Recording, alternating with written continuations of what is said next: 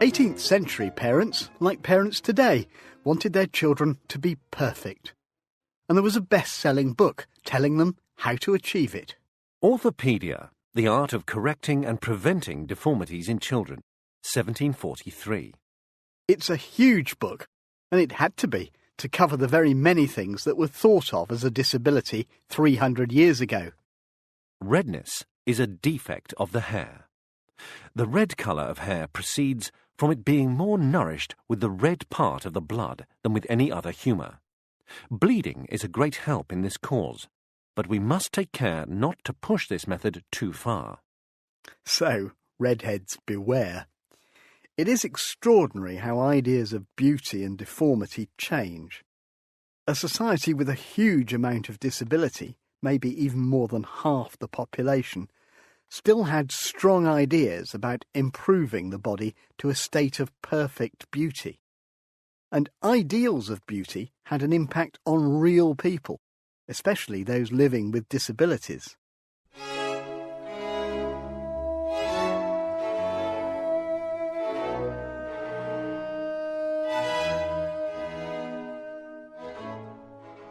Every year in the late 18th century, smallpox killed in the tens of thousands.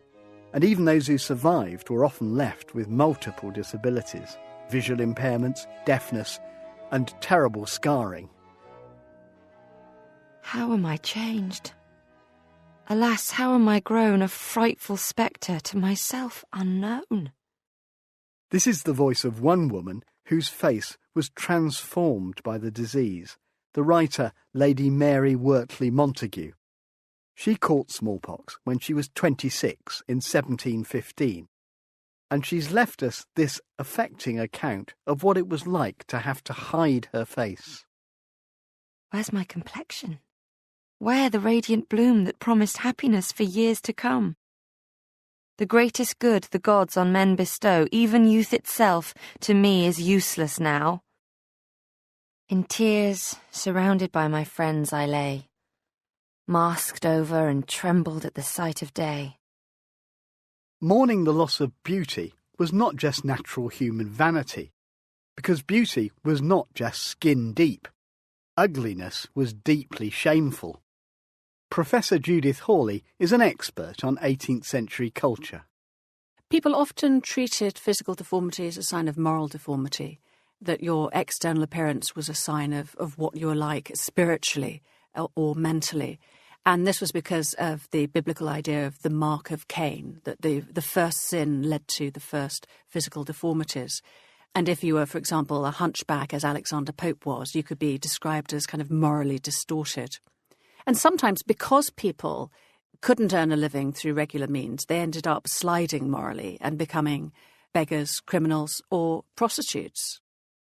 The moral significance of beauty and deformity is an idea with deep roots. You see it in Shakespeare's Richard III, where an outwardly different body, a curved spine, is a sign of an inwardly twisted mind. You might think that with the rise of a more scientific way of seeing the world, bodies too might have been seen in a more rational light. Not so, according to Naomi Baker from Manchester University. As the 17th century progresses and as we see the rise of science and the idea of a mechanical nature, then there's an increasing emphasis on order and regularity. And that is something which is increasingly seen as the same thing as a beautiful and a healthy body. So what effect do you think that has on ideas of, well, disability, if you like, or deformity? I think it's interesting because we might assume that with the rise of science that disability is treated with greater tolerance in society and that there's greater understanding. But I'm not sure that that always is the case, especially in the 18th century, because I think this new emphasis on the need for regularity, a new celebration of order, means that things which are seen as disordered become increasingly unacceptable. And it was very acceptable to laugh openly and to ridicule people with disabilities or with deformities, as again that term was often still used at this time, and because they were seen as something which was a deviation from this norm, which was a much more cherished ideal at that time. In other words, the more sceptical we were becoming in terms of religion, that wasn't actually making people what you might call more rational or tolerant. I'm sure it did in individual cases, but in the wider culture, I don't think it's possible in the 18th century to identify a greater tolerance for disability. I think there was open ridicule, there was open mockery of people who had any kind of abnormality or were seen to deviate in any way from the norm. Morally deformed states of mind have deformed expression. Consequently, if incessantly repeated, they stamp durable features of deformity. This from another 18th century bestseller, A Popular Guide to Physiognomy from 1789. The variety of faces and bodies you would encounter in the 18th century street must have been marvellous. It would have satisfied anyone's quest for diversity. But such public encounters could also be seen as dangerous. Julie Anderson of the University of Kent. Well, the fear was known as maternal impression. And what that meant was if a woman saw a person who had a disability, that disability would travel from her consciousness, from her brain, right down to the developing fetus, and the fetus would reflect that sight and have that disability when it was born. So are you really telling me that not just, this isn't just what we'd call an old wives' tale, this is supposed to be a medically based theory propounded by scientists? It certainly was. There were a number of medical journals that told of maternal impression and gave examples where women had experienced maternal impression. They had seen a blind child and their child had been born blind, for example. Yeah, but I mean, there's a difference between having those kind of anecdotal events and this thing, which, if I'm understanding you rightly, you're saying was sort of woven into people's DNA. That's what they thought happened. Absolutely, and women going to anatomical museums were prevented by doctors and scientists from looking at people with unusual bodies, for example, that would be transferred to the developing fetus. So this idea of fear of disability, that's not just prejudice, it's based on what at the time was thought to be medical knowledge. It was also very difficult to know if a woman was pregnant. Any woman of childbearing age could be pregnant and not realise for some considerable time. It's not like today when women know that they're pregnant quite early on. So it was this idea that women were always in danger of seeing these things and it impressing on the developing fetus. So in other words, it would be something that you would need to be aware of all the time, certainly if you were of childbearing age. Absolutely, you would have to be very careful of yourself. Did this therefore translate itself into a fear of disabled people? I mean, you've given a very specific reason for it, but presumably that has all sorts of effects on people's attitudes. I think it did, and I think a lot of disabled people, though, often used it to explain their disabilities. For example, Joseph Merrick, who was known famously as the Elephant Man, was convinced that his mother had been frightened by an elephant, which is why he looked the way he did. My mother was going along the street when a procession of animals were passing by. There was a terrible crush of people to see them, and unfortunately she was pushed under the elephant's feet, which frightened her very much. This occurring during a time of pregnancy was the cause of my deformity. Women were particularly susceptible because their own bodies were in a state of chaos. Judith Hawley.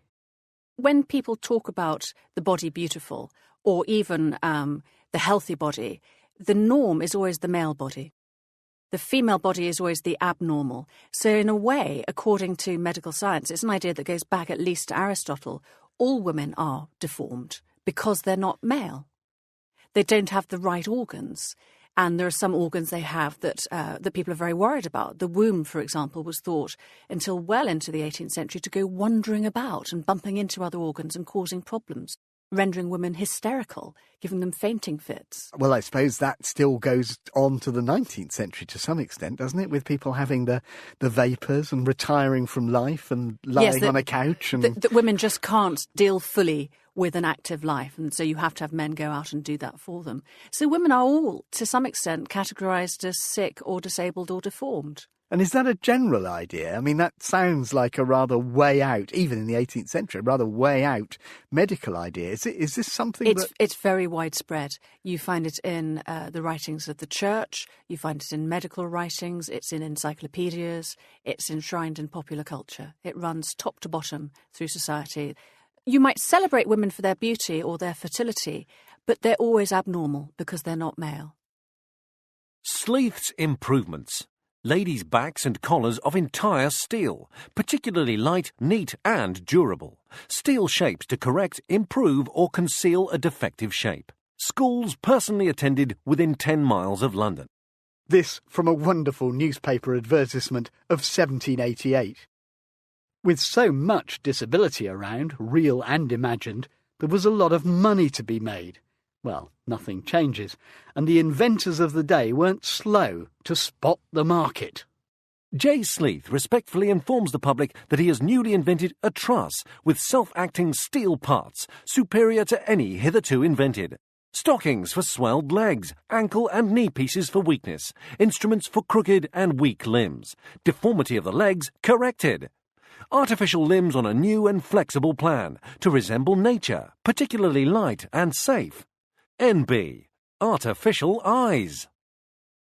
None of these wonderful inventions would have helped poor Lady Mary Wortley Montagu with her ruined smallpox-scarred face. But she did have one asset that has never let people down, more intangible than a steel truss, but just as powerful. Class. Lady Mary continued to be praised for her beauty and was painted, even after she was disfigured with smallpox, as having a very clear and smooth skin.